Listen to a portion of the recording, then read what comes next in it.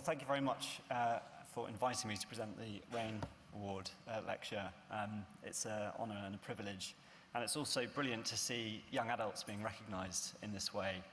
So I'm going to talk to you about the psychosocial health of young adults on renal replacement therapy. So what's so special about young adulthood? Well, it's a time of increasing independence where we might start to experiment, and in my case, with some awful haircuts and dodgy fashion choices, but actually with potentially more risky behaviour, like risky sexual activity or drug-taking behaviour. But we also start to make the important decisions which shape our future. And worryingly, young adults underperform other groups, and those with chronic illness do particularly badly. And whilst our physical growth might stop around the age of 18, our brain development continues into our mid-20s, and it's the parts of the brain involved with making complex decisions that take the longest to mature. And if you're interested in this area, you might have heard about the work of Sarah Jane Blakemore, who's written this book, The Secret Life of the Teenage Brain, and she's got a very good TED Talk on YouTube. I'm having a problem changing my slide here. What does the literature tell us about this age group? So on the left is data from Nottingham, looking at the kidney transplant function of a group of individuals who transitioned from the paediatric to the adult service. Within 3 years, a third had unexpectedly experienced kidney transplant failure. And on the right, it's data from the US RDS, looking at people aged under 40, showing that irrespective of many other different risk factors, being aged 17 to 25 is associated with the highest risk of kidney transplant failure. For me, though, this highlights two issues, and that's that the literature tends to focus on transition and transplantation, so the views of young adults on dialysis aren't well captured. And this is confirmed in a systematic review that we did, which showed that most studies that look at psychosocial health of young people tend to be small, single centre, and focus on transplanted patients who you could argue have had the optimal management and therefore may have had optimal outcomes. Could I have the next slide, please? When we looked at the initial and subsequent treatments of young adults starting renal replacement therapy in the UK using renal registry data, more than half start RRT on hemodialysis. And quite quickly, they become transplanted, and certainly by the 5th year, that's the most prevalent treatment modality. But it's still followed by hemodialysis, and very few seem to be using peritoneal dialysis. And certainly I can't remember the last time I saw a young person on peritoneal dialysis in my local service. Quite frighteningly, almost 1 in 10 young adults has died by 5 years from starting RRT. And if you're on dialysis and not listed for a kidney transplant, you're nearly 20 times more likely to die than a transplanted young person. So the views and experiences of young people on dialysis are really important to capture. So we designed the SPEAK study, which was a UK-based survey of 16 to 30-year-olds on permanent renal replacement therapy. And we asked participants to fill in an online survey, and we linked that information to the information held in the UK Renal Registry. And the study was funded by Kidney Care and Kidney Research UK. We excluded people in whom taking part in the study was felt to cause undue psychological distress, or who couldn't complete the survey despite assistance. That decision was made at local principal investigator level, and these weren't big reasons for excluding people from the study when we looked at screening logs. The survey focused on psychosocial health and lifestyle, although we didn't look at physical activity because this is a very broad and complex area to capture in what was already quite a long survey. The survey would work on a smartphone with a 3G connection, and we used survey software called RedCap. And this allows you to manage your invitations and reminders and then pull your data into a stats package for analysis. And the survey was based on the Health Survey for England 2012, which gave us general population comparator data, and we also used resources from the ALSPAC study. So it was a cross-sectional study, and we had a mix of patient-reported and biochemical data. And any fans of Neff Madness will know that patient-reported outcomes won last year, so this is quite a hot topic in nephrology. So we used reminders to facilitate survey response. And in terms of statistics, we did an age and sex-adjusted regression comparing outcomes for young people on RRT against the general population. And we used weighting to make our survey results more generalizable.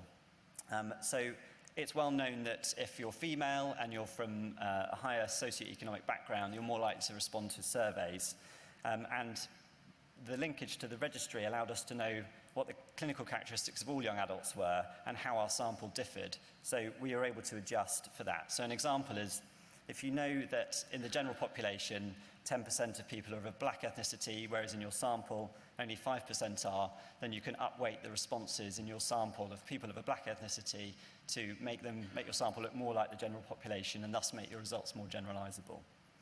And finally, we performed meta-analysis to see how did the SPEAK data fit in with the existing literature. We aimed to recruit 1,000 young people, and we managed 976, but I'm proud to say that every single kidney unit in the UK took part in the study. All but 2 were successful in recruiting patients, and if you added the recruitment targets of those 2 in, it would have been 1,000, so we came very close. We were able to link almost all the participants in the renal registry, all but 28, and it's likely that those patients were incident patients and therefore their data will come in subsequent years. Because we knew from the registry the total number of eligible participants, we knew that we surveyed 21% of the total eligible population. The survey response was better than we'd anticipated, so we aimed for 50%, but it was actually 64%. And of those that responded to the survey, the majority filled in all of it, which is fantastic. So the registry data has allowed us to describe the clinical characteristics of all young adults, not just those who responded to our survey, and this isn't well reported in the literature. So this is a largely male group, and that's because the biggest diagnostic category is structural kidney disorders, which are more common in boys. Of our age range, the median was 25 years, and that's quite interesting because a lot of young adult services tend to finish around the age of 25. On average, they've been on RRT for 6 years, and over half had started RRT in the adult service, although that's partly a reflection of the age range that we chose to study. 20% started renal replacement therapy within 90 days of first seeing a nephrologist, but when you compare that to older adults, the rate's 18%, so it's not hugely different. And as expected, most were transplanted with good transplant function, but still the next most common modality is hemodialysis, with few being on peritoneal dialysis. And around 80% had ever received a kidney transplant, but a quarter had experienced kidney transplant failure. So for this next section, I'm going to focus on psychosocial health and lifestyle outcomes, and everything's compared to the general population.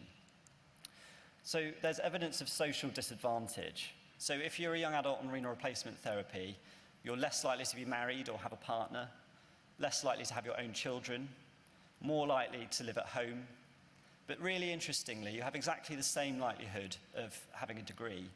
Despite this, you're much more likely to be unable to work for health reasons, and those that do work are less likely to work full-time. Moving on to psychological health, we looked at 3 main areas. So the first was quality of life, and we used the EQ5D tool to assess this. So this asks 5 questions around the areas seen in the bubble, and it combines the answers to a single utility score out of 100. So you can think of it like a percentage. And you can have negative values, which are equivalent to health states that are worse than death. So the median score in young adults on RRT was 80, and that compares to 100 in the general population. So you were less likely to have no health problems compared to the general population. We also looked at well-being, and we used the Warwick-Edinburgh Mental Wellbeing Scale. So this asks 14 questions around your well-being, and you get a sum total score. So the mean score was 47 in young adults on renal replacement therapy, and in regression analyses, this was 5 points lower than the general population. So again, there was reduced well-being. And we also looked at mental health. So we used the 12-item general health questionnaire. So this asks 12 questions about how you've been feeling in the last few weeks. And if you score more than 4 or more on this scale, that's synonymous with having mental health problems. So 31% of young adults scored 4 or more, and the odds ratio is nearly threefold that of the general population. And this is particularly interesting because when we asked young people what other conditions they had beyond kidney failure, only 17% told us that their mental health was affected by their condition. So this is suggesting a possible disconnect between the awareness and diagnosis of mental health problems, and I'll go on to tell you why that's so important.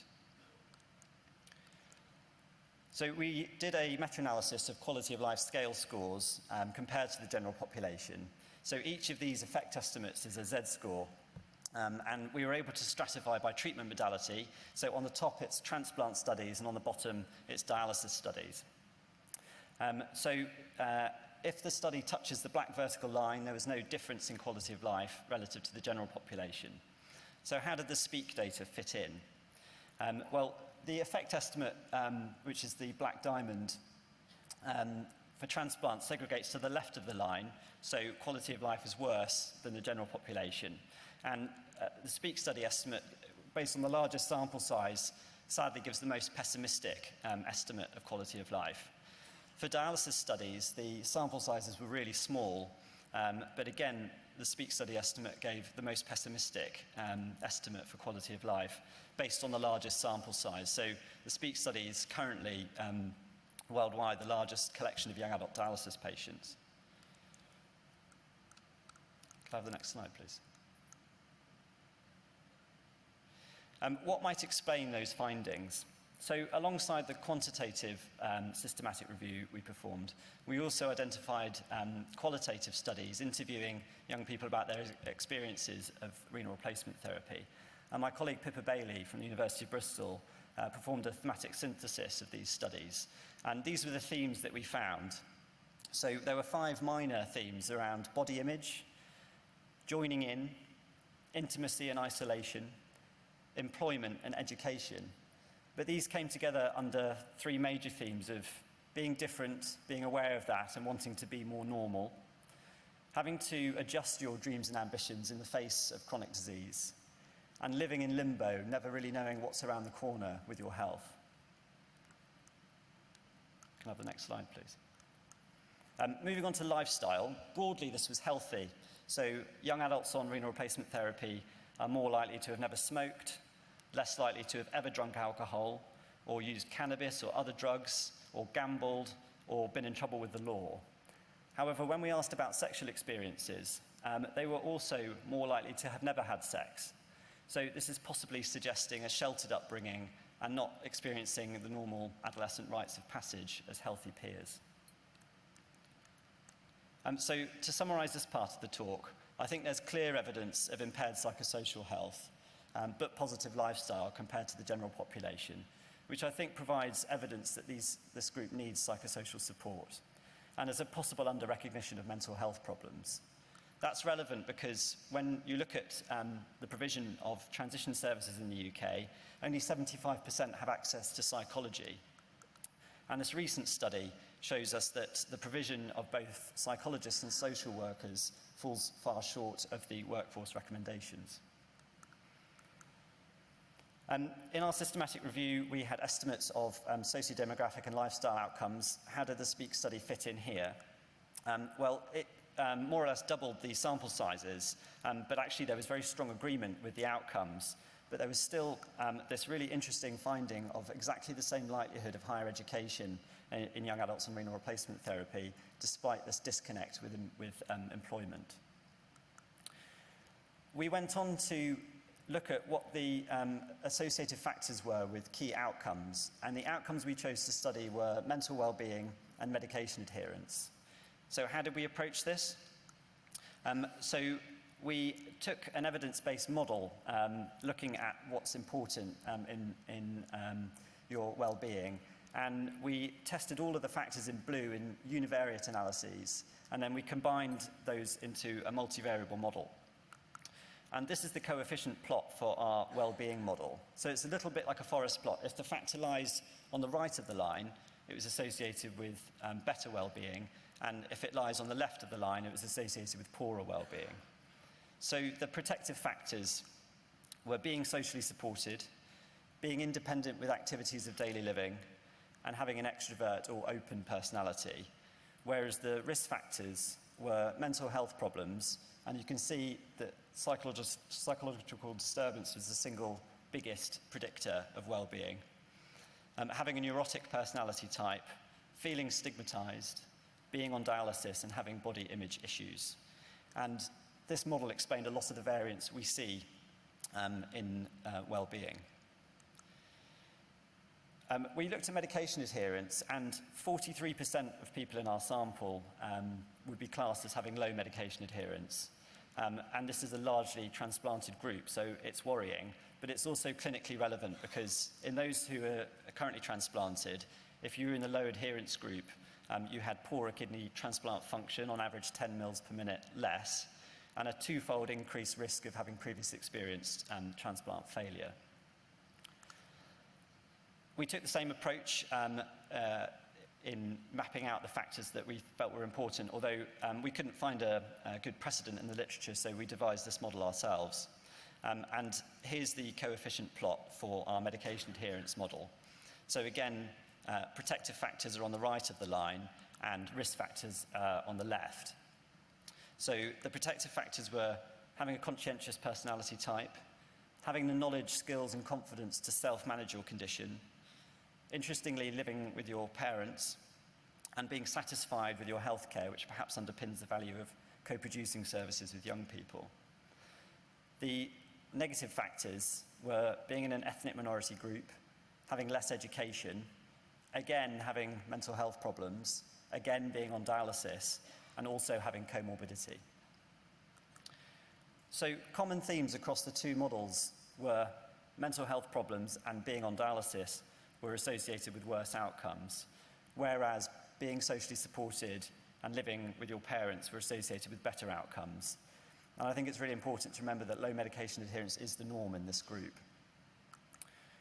So to conclude, I think an holistic approach is needed so that we think about these psychosocial issues in addition to standard renal care of these patients. And even if some of the risk factors I've shown you are non-modifiable, detecting them early and measuring them in our routine clinical care will allow us to perhaps monitor patients more closely, offer them greater support, or targeted intervention. And some of the associations I've shown you, like mental health, may be modifiable. And so I think we need to move to looking at interventions to improve outcomes for this group. And we plan on following up these study participants. We put together a lay summary, which is available on the study Twitter handle, and it's been great to see some of the participants interacting and giving their views. So I would like to thank, firstly, my PhD supervisors, that's Yoav Ben-Shlomo, Fergus Caskey, and Carol Inwood, and to recognise Kidney Care UK and Kidney Research UK, who funded the work. I also want to celebrate the Clinical Research Network, all the brilliant research nurses and enthusiastic PIs who made the study possible, and all the staff at the registry who do such a good job with patients' data. So I'd also like to recognise everyone who made all the different studies possible, and also my family and friends for putting up with me and keeping me sane. So thank you very much for your attention.